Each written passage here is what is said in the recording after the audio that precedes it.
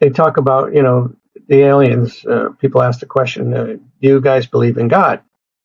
And they believe in source. They believe that there is some type of a entity or overarching consciousness that exists in the universe. Because if you look at, some of the star maps and everything, it seems to be very, very organized. And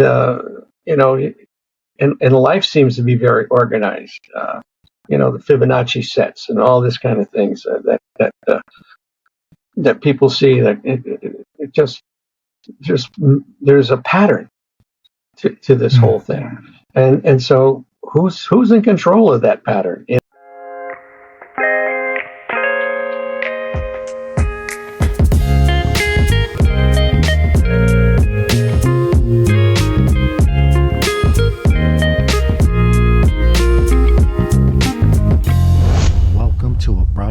Podcast.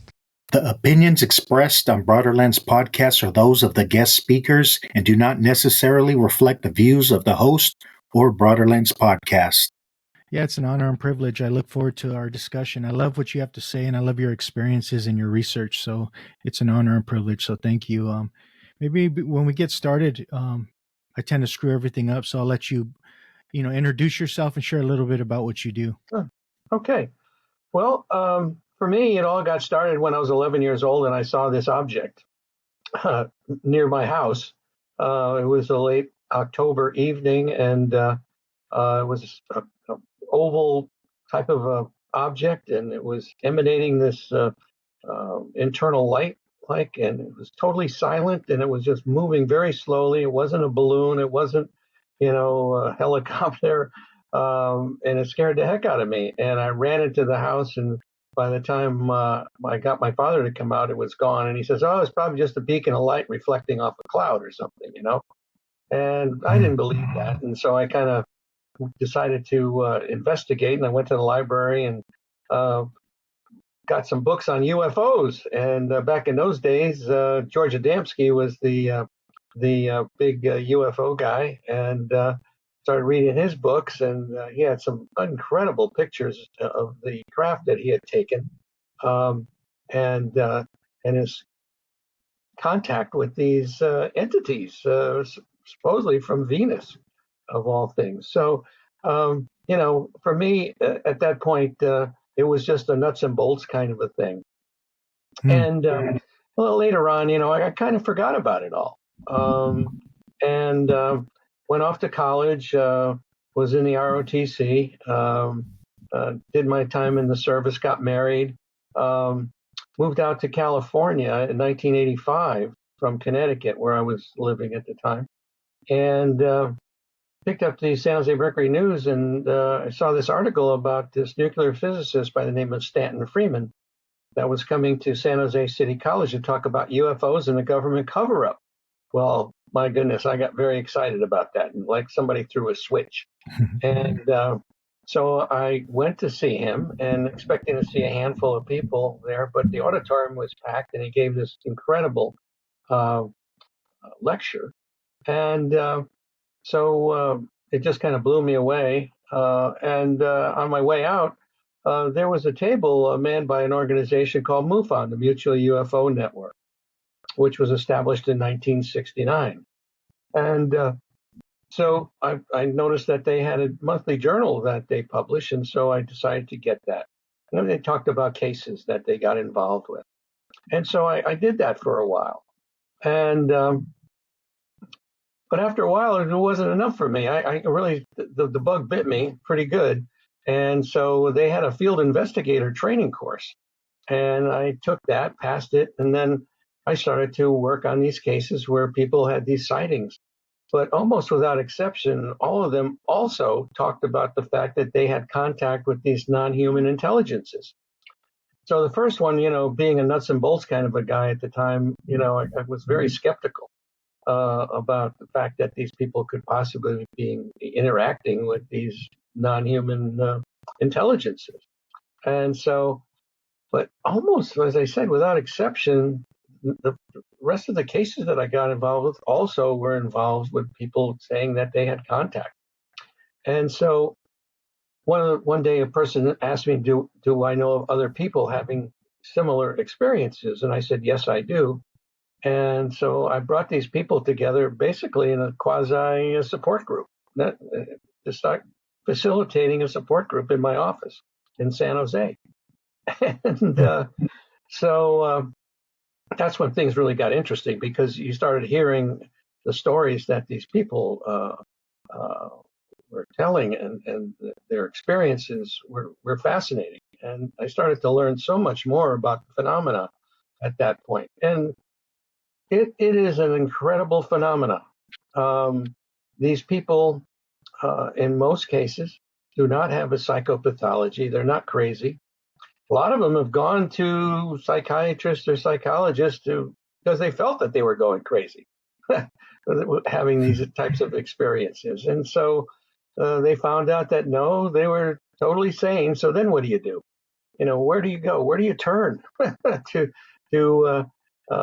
talk to people? Because a lot of times there's a tremendous amount of skepticism, number one, but these people are ridiculed. They can't talk to spouses a lot of times, or family members, or their clergy or fellow workers. So it puts them in a rather difficult position. Here they have had this incredible experience, but they can't talk to anybody for fear of being ridiculed, and the skepticism that goes on with all of this.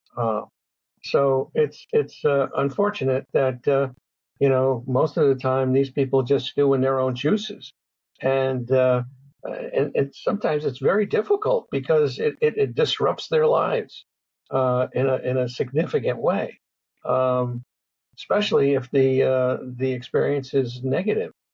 And all these experiences from the very beginning are negative.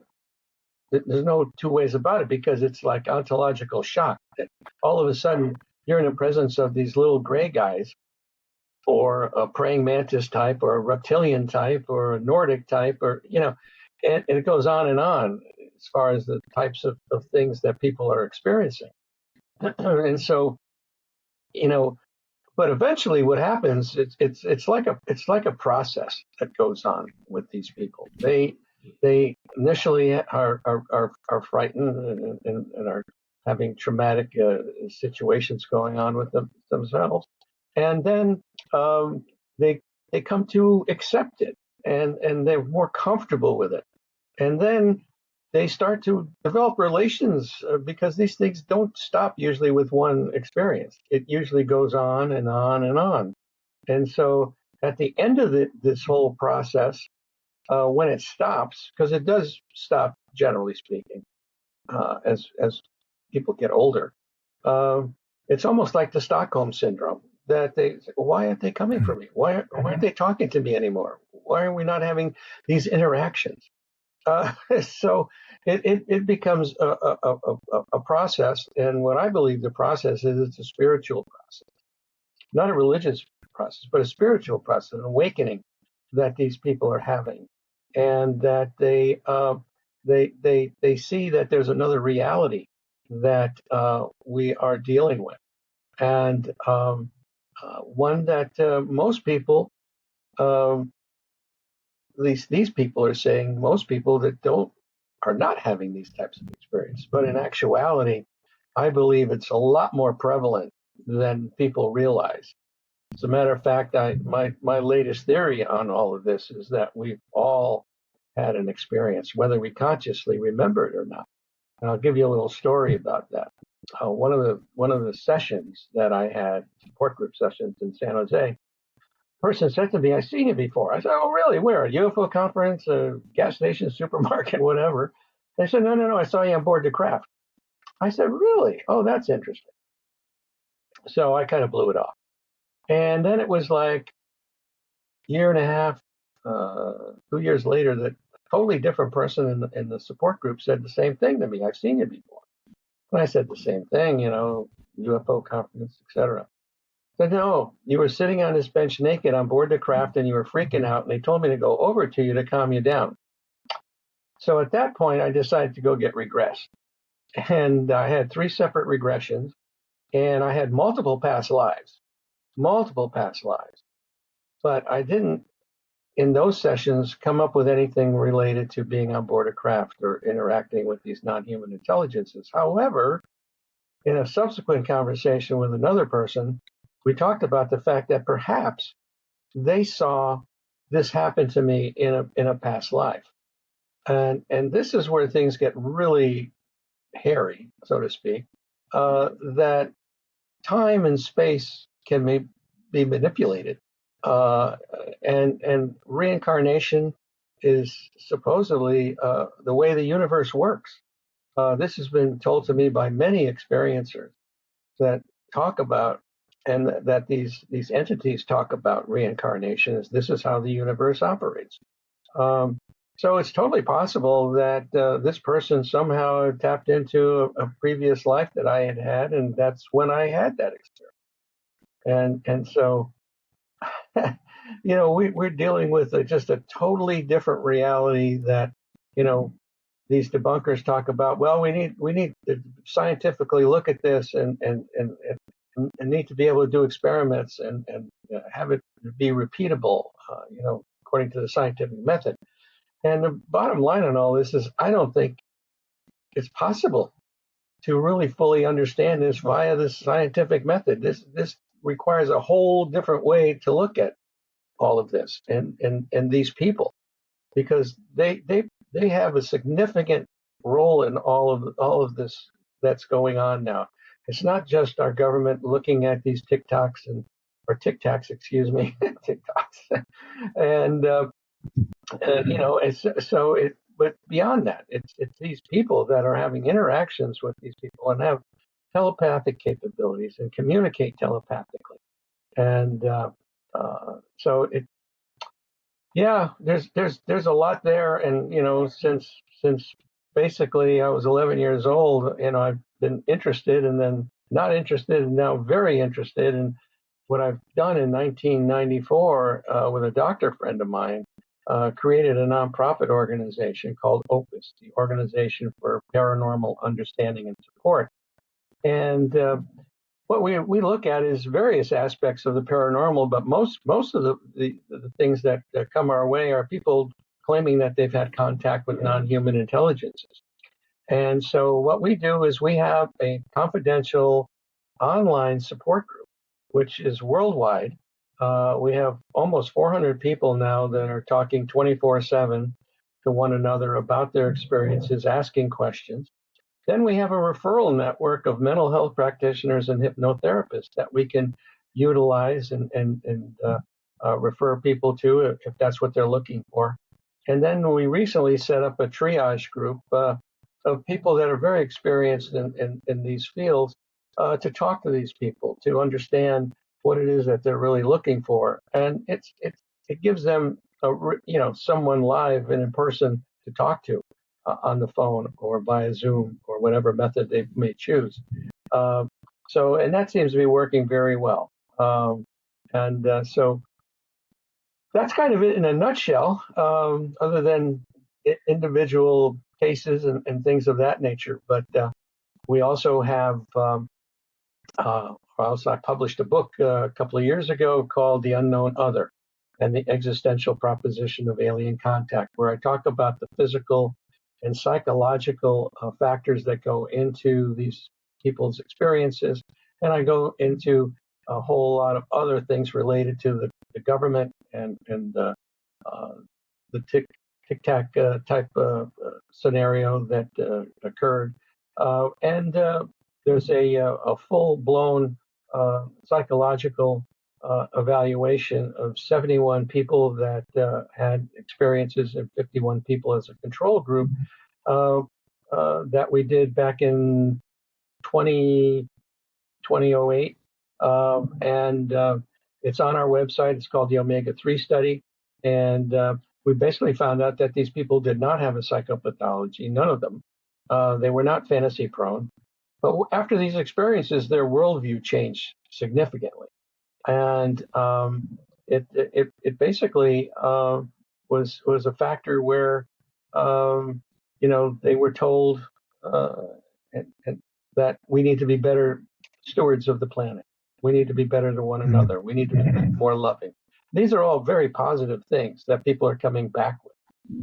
And so hopefully, eventually, if every one of us gets abducted and we come back with that kind of thing, maybe we won't have all these wars going on and all these crazy dudes running around creating havoc, you know. So, and then we also have a YouTube channel where I do interviews myself. A lot of interesting people that I've already interviewed, and that's on YouTube. And so if you go to YouTube, just we always appreciate people subscribing. Matter of fact, there's a brand new interview coming up with an experiencer that is in my book, and it's absolutely fascinating what he has been involved with, and I think you'd really enjoy that interview. But smash that subscribe button and etc. because that helps us, as you are well aware, I'm sure. And for so, sure. yeah. So I'm gonna Definitely. stop now. A word edgewise. I'll let you have a word edgewise here. Oh, no problem. Thank you. Yeah, I'll definitely upload your links and your YouTube links and all that good stuff when we upload the video. So thank you. And yeah, going back to your Oh, childhood great. experience where you seen UFO sighting, right? Uh-huh. Yeah. Recently I seen a couple of different UFOs, but since we're on the UFO topic, why did they change? Before I share about my experience, what why did they change UFO to UAP? Is there a reason behind that? The main reason I think is the fact that they wanted to pull away from the already the feeling about the word UFO. Right away, it's associated with people wearing little hats, little aluminum foil hats, and little talk of little green men and all that kind of stuff. They wanted to kind of move away from that whole feeling and correlation to that word. That. And so UAP is a little bit more scientific, unidentified anomalous object phenomena, I should say, anomalous phenomena, because it's they don't know if it's an object. It could be something totally different, not a real nuts and bolts type of a thing. Because of course people talk about orbs and plasma and things of that nature. So yeah, it was definitely a reason behind that was to get away from the connotation that UFO carries with it, for all these years.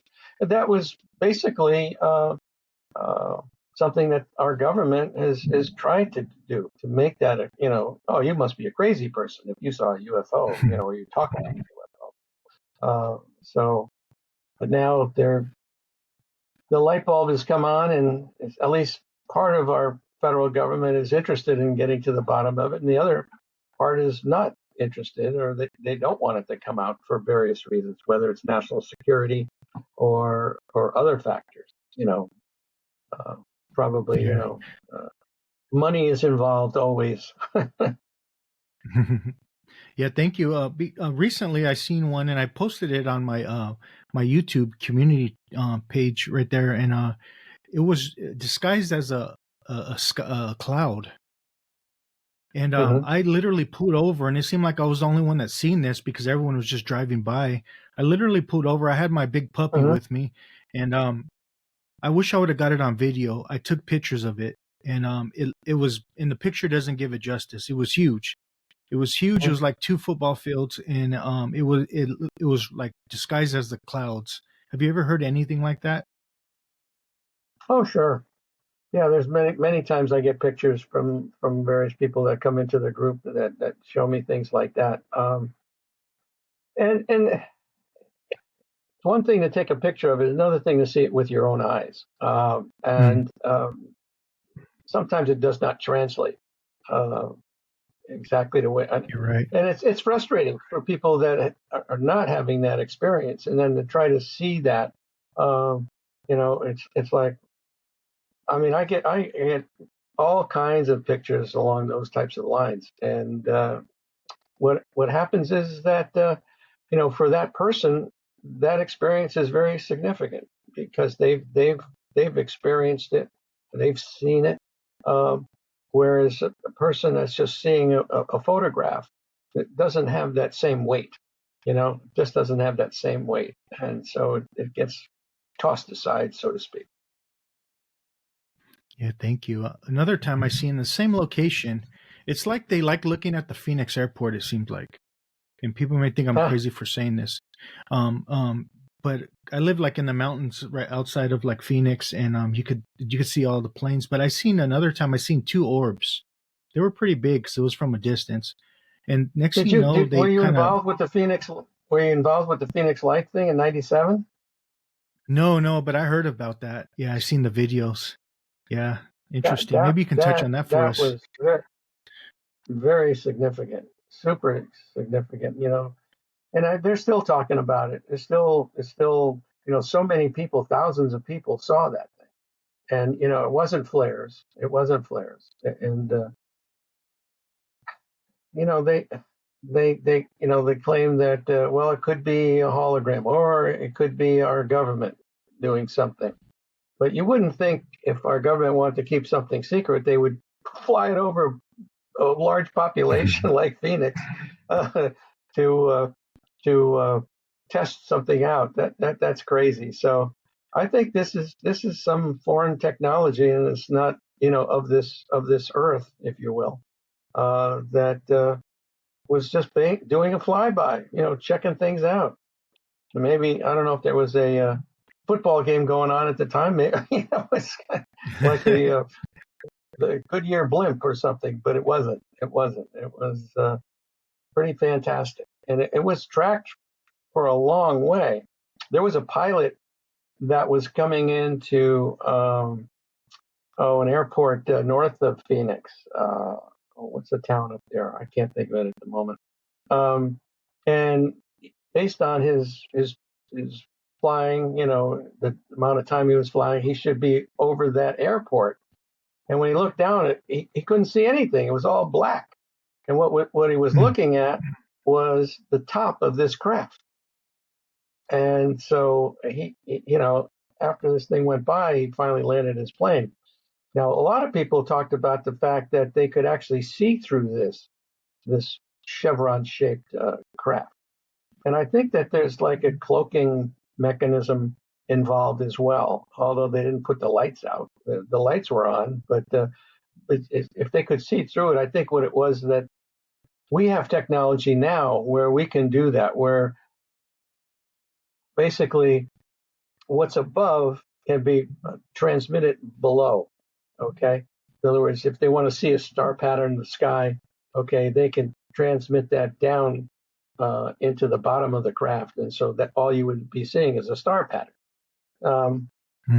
Anyway, it's there's that's a fascinating case, and Dr. Lynn Katai is the person that really has done a lot with that case. She's got a book out there on the Phoenix Lights. It's called The Phoenix Lights, appropriately named. And so, yeah. Some of the types of entities or aliens that people come encounter with that you know of. Yeah, what the most common entity described by people are the small grays, and these are with kind of large heads, almond-shaped eyes, big black almond-shaped eyes, very short, 3 foot maybe, very spindly. Then there's the tall grays, which are just basically a larger version of the short grays. And then there's the what they call the mantis type, praying mantis type, which are quite unique and quite large. And usually they seem to be in control of these situations that where a person is abducted and brought on board the craft, and they kind of oversee the thing. And then there's the reptilian type.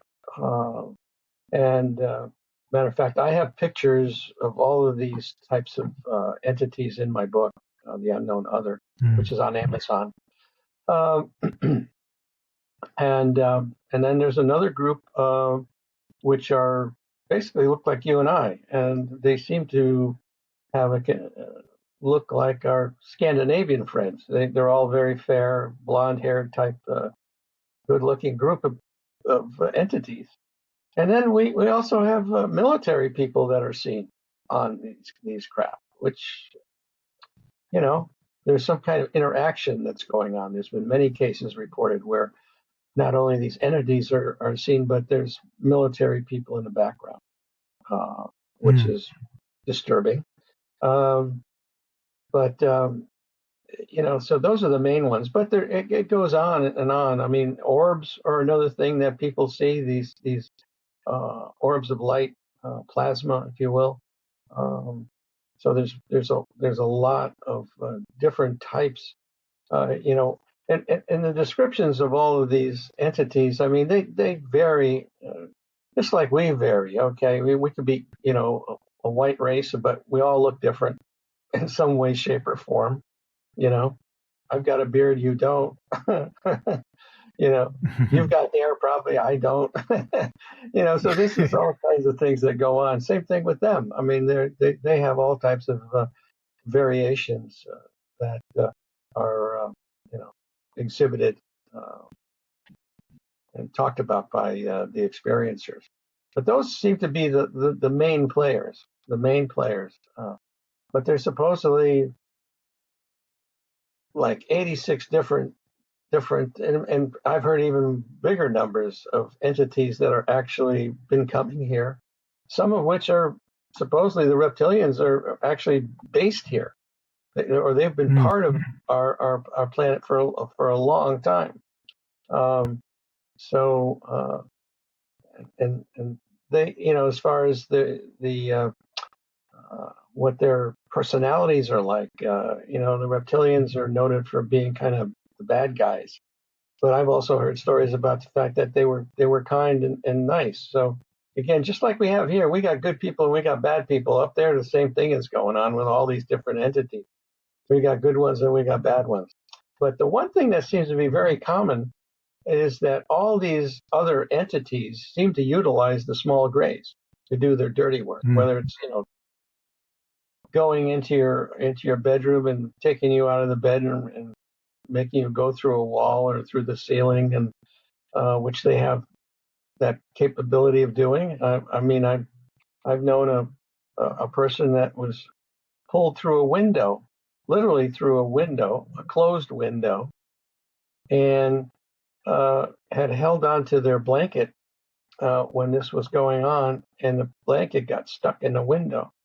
And the next day, the military came and took out the whole window unit. So there's, I mean, the manipulation of our world by these entities is like magic, absolutely like magic. Whether they can cloak themselves, they can shapeshift, they can read your mind, they can paralyze you, they can make you forget all kinds of things that generally speaking we can't do. Whether it's telepathic communications. However, a lot of these experiencers are now talking about the fact that they did have telepathic communication with these entities, and that seems to be something that these entities are very interested in. There was a scientific study done by Dr. Gary Nolan from Stanford University, and they found that in the area of the brain between the caudate and putamen area, there was a lot more connections in the brains of these people that had telepathic and psychic abilities, and that these people were also connecting with people like that. And it seems like it was generational, where if a person had it, they found out that their parents had it, and then their grandparents had this capability. And so it's like an evolutionary process that's going on. I think that whether or not it's a natural thing or it was fostered by these entities, manipulating our genes, our DNA. Kind of like the Anunnaki story, right? Yeah. exactly. You got me thinking about that documentary of that gentleman. I forget his name. You might be familiar. The guy that was in the military and he lived with the tall whites for 2 years. He was stationed up in Nevada. You familiar with that one? Yeah. I know the tall white story. Yeah, I can't think of his name off the top of my head either. But yeah, they seem to be. That's another race right there that seems to be involved with us and you know basically sharing their knowledge. So to help us. Hmm. Yeah. I don't know that much about it though. Didn't really follow him very closely other than the fact that I know the the general story about it. Yeah.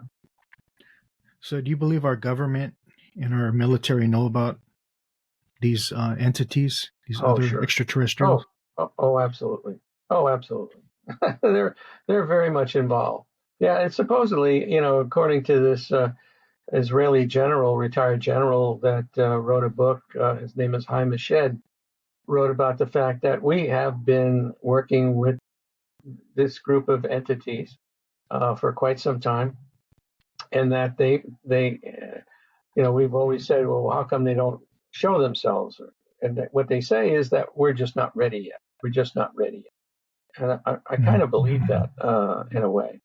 But the bottom line is, with this congressional hearings that have gone on with Grush and Favor and Graves, I mean, that was an incredible testimony that Grush had given about the fact that, yeah, we have alien bodies, we have alien craft,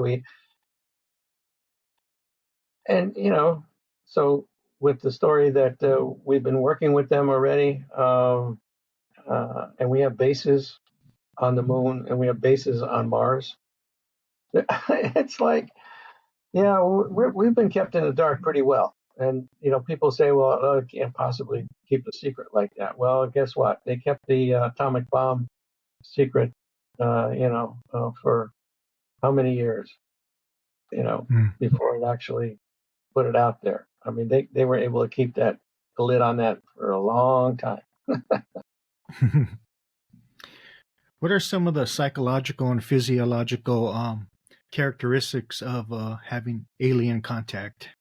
Yeah, it's a good question. I think that, from the physical side of things, people talk about nosebleeds that are frequent nosebleeds, missing time, lost time, compressed time, audible tones before contact, uh, sudden abnormal silence before feeling a presence, uh, unusual marks on the body.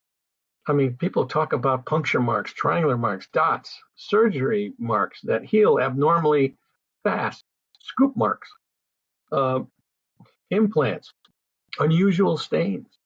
These implants are phenomenal.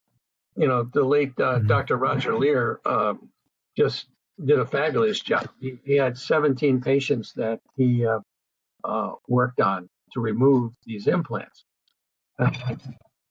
Let me just read you what some of the characteristics of these implants are. First of all, there's no inflammatory reaction by the body to these foreign objects. You get a splinter in your finger and it gets sore, it gets red, all that.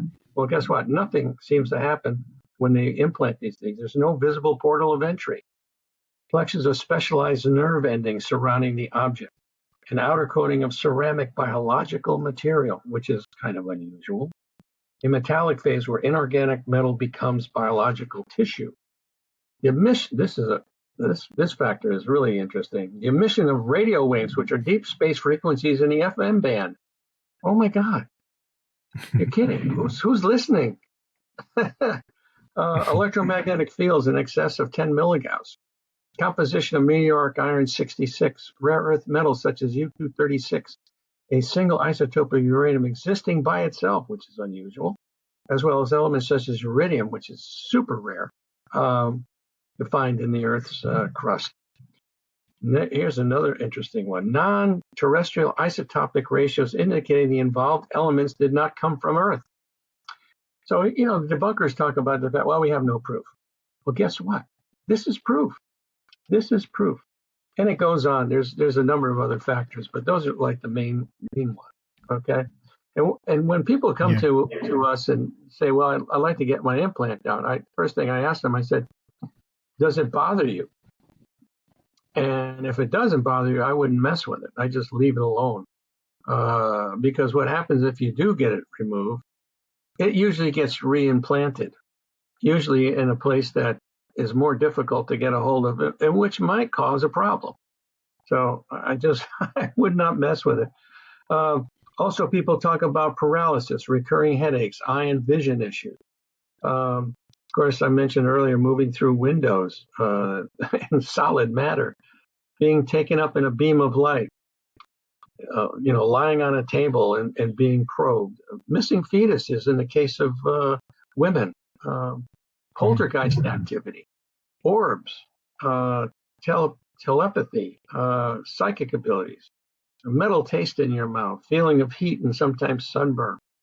So those are just some of the physical aspects of these types of things that go on. As far as psychological effects, I mean, they're wide ranging, but basically anxiety, fear of specific location, flashbacks, sleep disturbances, phobias, depression, confusion, PTSD, inappropriate reactions like what individuals experience with Whitley Strieber's book, The Communion.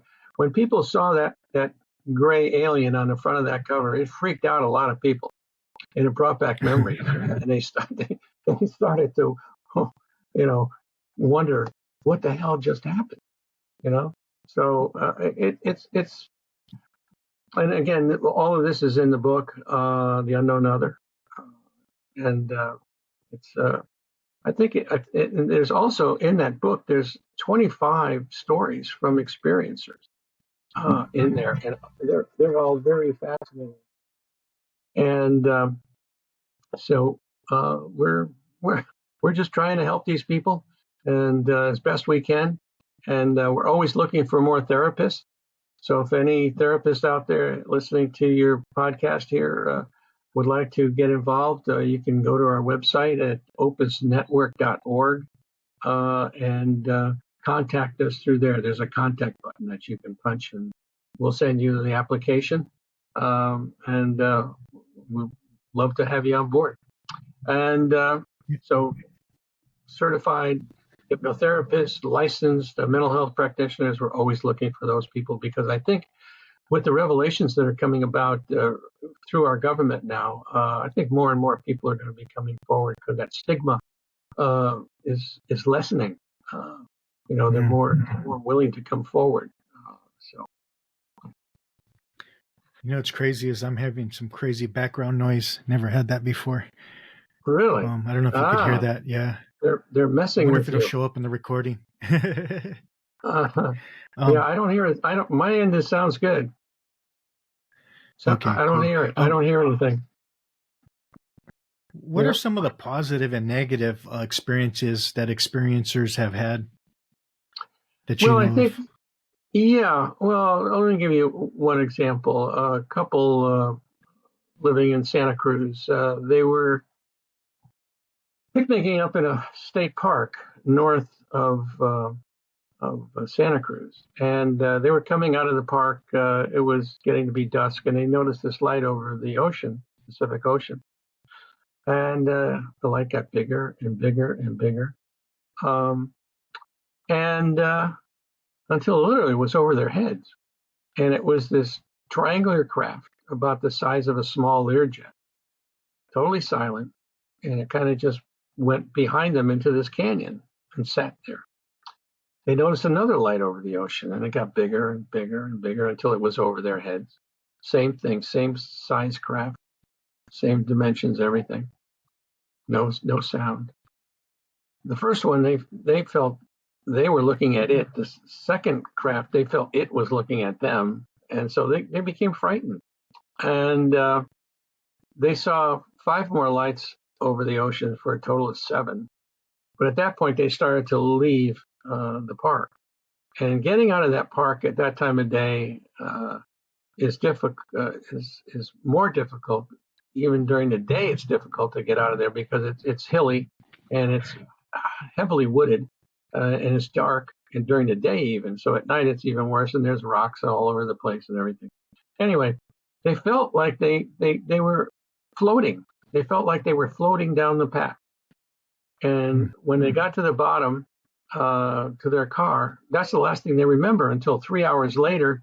They're sitting in a restaurant, which is normally only 10 minutes away from where they were. And they had no recollection of how they got there. And they had all this missing time. And that's one of the big factors that people talk about when they have these experiences. It obviously upset them, and they also got a rash afterwards, which they went to the doctor, and they went to two different doctors, as a matter of fact. And the first one says, well, it's not poison ivy or poison oak, which is very prevalent in this park. And he says, not that. And then another doctor said, well, maybe it's something, allergic reaction to something, but I have no idea what it would be. So they took a picture of it, and they brought it to a support group meeting. And they showed it around, and almost without exception, they all said in the group that at one time or another, they had a similar type of a rash. And then one of the people in the group says, I think I know what it's from. And so we said, oh, please tell us. And they said that it's a reaction to the fluid that they dip you in to bring you on board the craft, to sanitize you when they bring you on board the craft. So that was quite a revelation. Well, this happened almost 30 years ago, this investigation, this experience that I had with these people. I literally got a call about 2-3 months ago from them, and I hadn't heard from them in, all these years.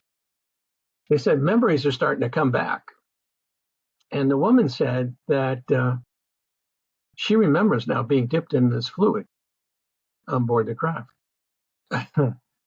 So, yeah, fluid they dip you in to sanitize you. That's pretty interesting right there. Yeah. Yeah. Wow. So they were afraid of COVID way back then. But, and stories like that occur, and then of course, the more memories come back. And it's funny, they were always very reticent about, going under hypnosis. I think they're afraid to find out more, which is a common thing. As a matter of fact, when people come to us and say, well, I think I want to have hypnosis, and we counsel them and say, hey, look, you gotta understand that, once stuff is out of the tube of paste, it's hard to toothpaste. You can't push it back in. So you better be aware that you might hear some things you might not like. And so are you sure, you're absolutely sure you want to do this? So we always caution them that, think a couple of times about whether or not you want to do that. So, I mean, and all of these experiences, like I said earlier, that they all tend to be very negative because you're being taken, you're being put on a table, you're being probed, you do all this kind of thing. It's like what we do to animals. I mean, just imagine a dolphin. Okay, we go out on a boat, we capture a dolphin, we pull them out of their environment, we throw them into this craft, the boat. We take blood samples, we tag them, right? And take measurements, do all kinds of probing, and then we throw them back in the water. And then a year later, we catch the same dolphin, take his blood again, check the tag, it's very, very similar. We're just not at the top of the food chain.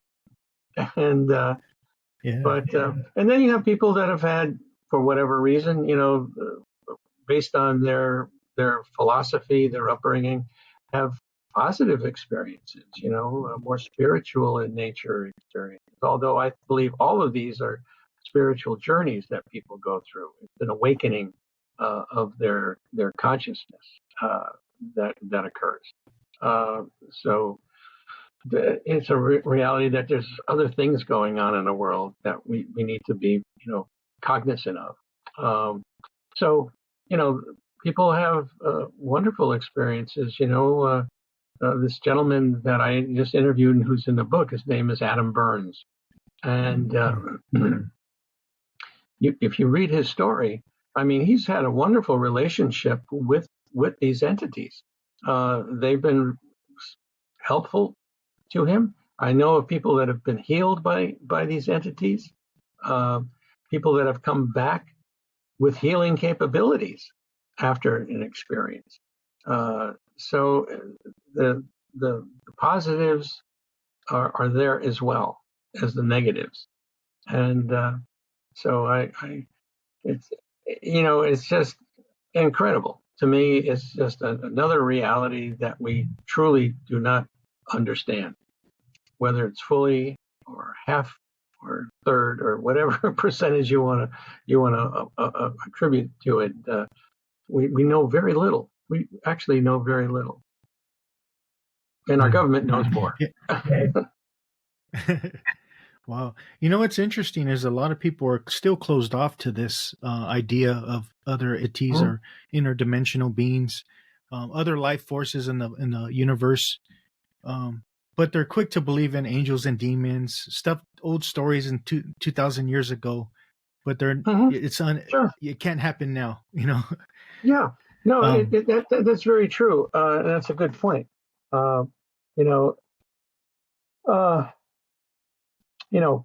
They talk about, the aliens. People ask the question, do you guys believe in God? And they believe in source. They believe that there is some type of a entity or overarching consciousness that exists in the universe.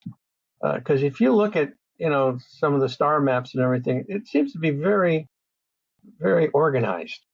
And life seems to be very organized. The Fibonacci sets and all this kind of things that people see. That it just there's a pattern to this whole thing, and so who's in control of that pattern? Some people call it God, some people call it Buddha, some people call it Allah, some you name it.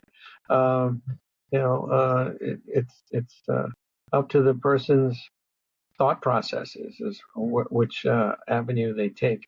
But bottom line on this thing is that there's a lot more to be learned about all of this, and so it's important that somehow we open up ourselves to listening to our inner thoughts. Meditation is talked about is a good route to better understanding about all of this. And I think that the talk of consciousness as being a major factor in all of this is significant, very significant. So, wow, yeah. Let me make sure I heard you right. Abductees actually asked aliens if they believed in God. Yeah. Yeah. Interesting. Now, in a lot of cases, the aliens don't say much. In a lot of cases, but there are instances where they've talked about, they call it source, and they don't use the word God, but they call it source, and so many people have asked, what was their interpretation of our God, what we think is this all powerful entity that is running the show, but I think that. It really, when you start talking about these types of things, and then you start talking about religion, and there's a professor by the name of Diane Pasulka out of North Carolina that just wrote a book called Encounters, and talks about how religion might be affected by all of this. And the Catholic Church, for instance, has already said that there would be no problem. There would be no problem. There's whether you call it source or you call it God, well, we all get it. And it's up to the individual person. What gives you comfort? If you believe that there is a God, then and it gives you comfort, then that's wonderful. I think that's wonderful. And so, yeah, many prayers have gotten me through rough times. I tell you that. How has doing all this from the very beginning of your career to now, how has that changed your whole worldview with religion Oh, and just with the world in general? tremendously. I'm not in favor of organized religion. Let's put it that way. I Mm. was raised as a Catholic, went to church every Sunday with my mother. She pulled me there, and but I didn't believe in a lot of the things like original sin, where a baby is born and they have original sin on their soul. And I said, no, wait a minute, come on, you know. I just don't buy that, and the reason for that is that the church wants to baptize the person, and that now they become part of the flock, and so this is how they grow membership. Organized religion is just not for me. Okay, so I believe I'm a spiritual person. I believe that I'm a good person, that I try to be a good person. I try to be good to one another. I try to be more loving. A lot of the things that these people that have experiences come back with, and they're being told, be better stewards of the planet. Okay, don't throw your garbage out on the street. Don't pour grease down the sewer system. All kinds of things that people do that is not good for our environment. And be better to one another. And oh my God, you got all these crimes that are going on. Road rage and drive-by shootings, and I mean, there's so much negative stuff out there that it is very unfortunate. And uh, there's just a better way to live. And a lot of these religions, that I don't think that the teaching that is going on is conducive to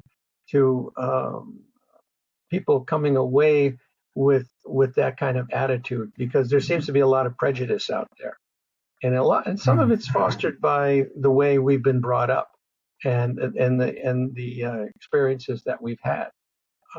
So you know, for a lot of people, religion, organized religion is the way to go. I'm not saying we should abolish it in any way, shape, or form. I'm just saying that for me, it's not my cup of tea. And I just believe I can talk to God, right from here. I don't have to go anywhere. I can talk to him and say, hey, look, I'm having a rough day. What do you think I should do? Or please help. Appreciate that. I agree with you. I love what Wayne Dyer said, and I'm going to paraphrase him. He says, the truth is the truth until you organize it, and then it becomes a lie. Jesus was teaching Christianity, or Buddha was teaching Buddhism. They Mhm. were teaching love, compassion, Yeah, understanding, and service. exactly. Exactly. Yeah. So, Exactly. And that's all that needs to be said. I mean, that's the bottom line on all of this. The big LOVE. mm, And it's interesting how um, a lot of this does come back around to a discussion of that type of a thing, you mhm. know, because I think that's our spirituality is what's really lacking right now in our society. Um, and we've become so materialistic, and I appreciate what you do. Shows like yours that are educating the public on these types of things, because the more shows that are out there doing this kind of thing is only can be lead us down a much better path. So thank you. No, no, thank you. I appreciate what you do, and I appreciate your compliment because it does take a lot of work, and you got to be Hmm. willing to be laughed at by your old friends and think you're weird and crazy. But you know what? I'm tired of looking at the news and watching all that negativity, that fear, Hmm. that disunity and Oh yeah. disharmony with one another. So And this yeah. year's election is a huge example of that. Oh my God, talk about Mhm. disunity and all kinds of crazy stuff that's going on. Well, if we get through 2024 without a major revolution happening afterwards, we'll be in good shape. I never seen our politicians be so sure and negative, and they're supposed to lead us. We're supposed to trust them. Yeah, yeah, They need to that's do some true. shadow work. They should be able to do shadow work or something before they Yeah, run for president. exactly, exactly. No, I Oh, appreciate it. oh. Going back to Opus, it wouldn't be needed if it wasn't needed. Um, there's obviously a place for it. It manifested because it was needed. Um, how do you guys help individuals? What do you have to offer for some people that have these encounters or Yeah, abductions? yeah.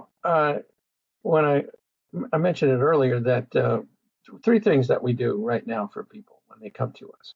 Um, we can put them into our online support group where they can talk to other people that have had similar experiences and discuss their experiences and ask questions. And to me, this has proved probably to be the most helpful thing because they know they're not alone right away, they can unload what's on their mind, what's their experiences that they've had. So that's like the number one thing that we're giving to people because there's really no other organization out there doing exactly what we're doing to be able Mhm. to have this confidential online support group. So people, when they go to our website, opusnetwork.org, there's a support button. And all you do is you hit that button, you give us a little bit of information, and then we get you into the group. And, right away you can start communicating with these people that have had experiences probably very similar to what you have gone through. Then we have the referral network of licensed mental health practitioners and certified hypnotherapists that if people are looking for that kind of help, we can also give that to them. And then we have our triage group, which we call our EST, our Experiencer Support Team, that basically very knowledgeable in a lot of the paranormal fields, and then can talk to these people. So you have a nice warm body to talk to, and you know discuss what's going on, what kind of help you need, and so and a lot of times these people end up having developing friendships based on their conversations. Um, so, and with the idea of to help these people as best we can and give them the kind of information or point them in the right direction. So those are the main things that we do. Yeah, thank you. You brought up earlier shapeshifters. Mm-hmm. Shapeshifters and spirituality, you may hear the term false lights. Can these entities or these other beings pretend they're God or pretend they're Jesus or pretend they're some kind of angel? Yeah, I suppose. If they can do it, I mean, because you hear stories about a person running into a giant owl. Okay, Mm, owls generally don't get to be giant. I mean, they can be pretty big, but so here's a screen memory, as they call it, a screen memory of some type that was presented to the person having the experience that would be less uh, uh, scary, if you will, and more compatible to their way of thinking. Uh, Supposedly, they can probe your mind and find out what you like, and so show up like what you like. I mean, there's been all kinds of different things, different animals, different um, pets, whatever you name it. But yeah, I mean, angels and demons, they certainly show up. And whether or not they can be in disguise is certainly a possibility. I mean, here's the thing: we just don't have all the answers. We don't have all the answers, if any. uh, you know, but you hope, based on your interaction with that being, let's say it's an angel, all right, based on that conversation you have with them, that your gut, and this is what I always tell people. I always go by my gut. If I feel comfortable, then I'll proceed. But if I don't, then I'll stop. Um, and this was told to me because I had gone to a medium. This is years and years ago. And I was wondering if I would ever have a contact experience. And they basically said I would. It would be at a high mountain lake. And I camped when I lived in California. I live in Texas now. But when I lived in California, northeast of Fremont, there's a beautiful area up there. And there's multiple lakes up there. And anyway, she said, yeah, you would. And then I said, well, if I was given the opportunity to get on board, let's say, should I do it? And the only advice she gave to me says, well, if you feel comfortable, then, go for it. If you don't feel comfortable, then don't do it. And I think that's the advice, the only advice I could possibly give anybody being in that kind of situation. If the situation feels okay, then proceed. If it doesn't, then get the hell out of there. Yeah, thank you. They must think they think you're crazy in Texas.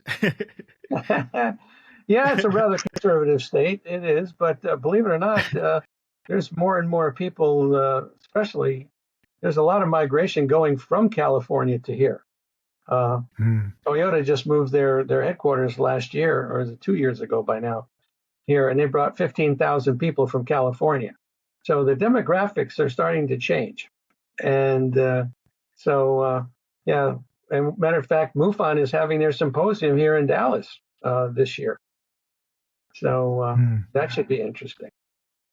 Didn't MUFON move to Cincinnati a couple years back? Yes, they did. Their headquarters is there now. Yeah, yeah. They've moved around. OPUS? They've been in Colorado. They've been in Southern California, and now they're in Cincinnati. When I was moving from Cincinnati, they were moving into Cincinnati. I moved from Cincinnati to Arizona, so I'm like, darn it. Oh, that's a big change. Yeah. Yeah. Well, thank you for coming on. I really appreciate it. Hope to do this again. Thank you for having me. Really do. Yeah. Thank you. All right. I appreciate it. And I'm going to end it with a quote that I found a while back. And it said, if aliens ever do land on Earth, half of humanity will worship them as gods. A fourth will try to kill them. An eighth will deny it happened. And the rest will use their iPhones and text people and take pictures for social media. So I appreciate you coming on. Thank you very much. Appreciate it. Have a great day. Appreciate it. You too. Bye-bye.